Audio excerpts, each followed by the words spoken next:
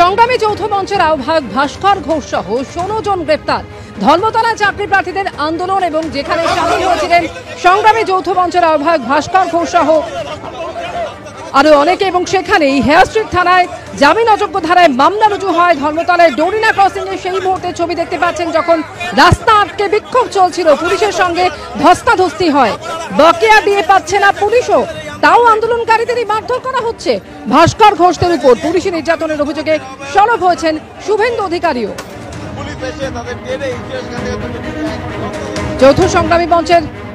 সংগ্রামী যৌথ মঞ্চের আহ্বায়ক ভাস্কর ঘোষ সহ 16 জনকে গ্রেফতার করা হলো। ধর্মতলায় আন্দোলন এবং সেখানেই গ্রেফতার করা হলো। মেরে উচিত, ওনার জামা ছিঁড়ে গেছে। তো এই ক্ষেত্রে আমরা সিদ্ধান্ত নিয়েছিলাম যতক্ষণ পর্যন্ত না ওদের ছাড়বে ততক্ষণ পর্যন্ত আমরা এখানে অবস্থান করব। কিন্তু উকিলের সাথে কথা বলার পরিপ্রেক্ষিতে উকিল পরামর্শ দেন আপনারা এখানে না থেকে আপনারা মঞ্চে অবস্থান করুন। আগামীকাল ব্যাংকসাল কোর্টে আমরা যাব, সেখানে আমরা থাকবো, কী রায় হচ্ছে দেখব।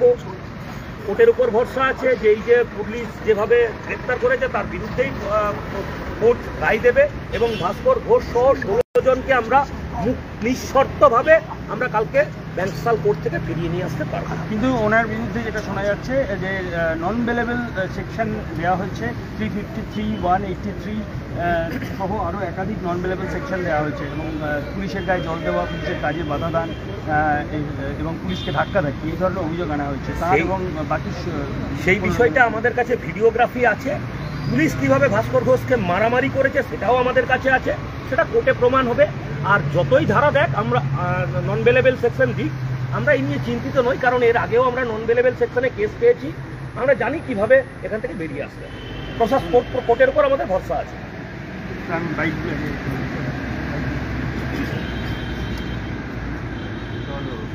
আজকে ইন্দ্রজিৎ বাবুকে কিন্তু মিছিলে ছিলেন এবং তাকে পুলিশ অ্যারেস্ট করেছে, এটা জেনে আপনি কী ধরনের?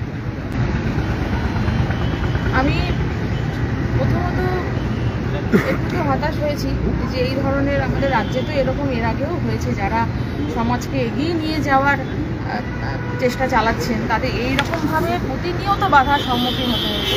তবে একদিকে খুবই আনন্দিত হয়েছি একটা কারণে, যে আমাদের এই লড়াইটা বা সবাই যে লড়াইটা আমরা এতদিন ধরে লড়ছি, এটা আমরা যে সঠিক পথে আছি এটা একদম পরিষ্কার। আচ্ছা, আজকে কি আপনি ইন্দ্রজিৎ বাবুর সঙ্গে লালবাজারে দেখা করতে চেয়েছিলেন? অবশ্যই দেখা করতে চেয়েছি, কিন্তু দেখা করতে দিলেন না ওনারা। জানি না কেন দেখা করতে দিলেন না। বাড়ির লোককে তো দেখা করতে দেওয়া উচিত, প্লাস যারা আগে এই আমাদের সাথীরা রয়েছেন এরা বহুক্ষণ ধরে অনেক আগে থেকেই এরা অপেক্ষা করছিলেন দেখা করার জন্য। খবর পেয়েছেন কেমন আছেন উনি?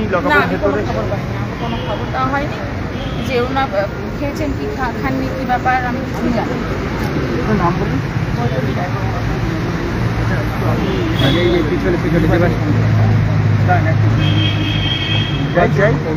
এই ঘটনার প্রতিবাদে আপনারা কি এই রাজ্যের নির্বাচন কমিশনের কাছে গিয়েছিলেন, না দিল্লির ইলেকশন কমিশনে কি আপনারা কোনো চিঠিপত্র বা মেল করবেন? হ্যাঁ, আমরা যেটা জানি, আমি বিকেল থেকেই একটা কথা বলে আসছি টিভিতে বা সংবাদ মাধ্যমে, যে আমরা জানি যে যখন নির্বাচন ঘোষণা হয় তখন রাজ্য সরকারের কর্মচারী, পুলিশ, শিক্ষক সকলেরই যে সার্ভিস সেটা নির্বাচন কমিশনের আন্ডারে পড়ে।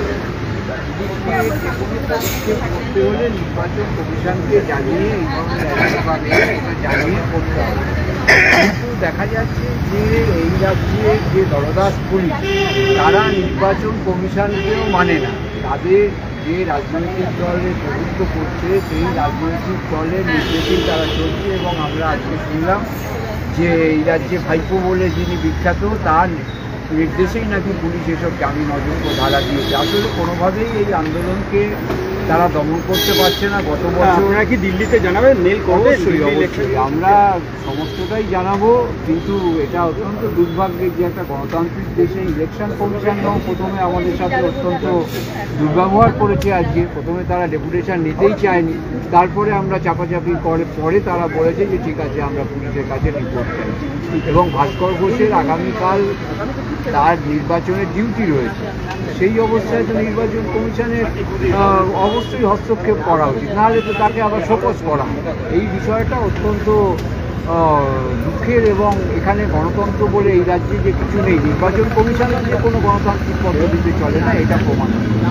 নামটা অনিরুদ্ধ ভট্টাচার্য।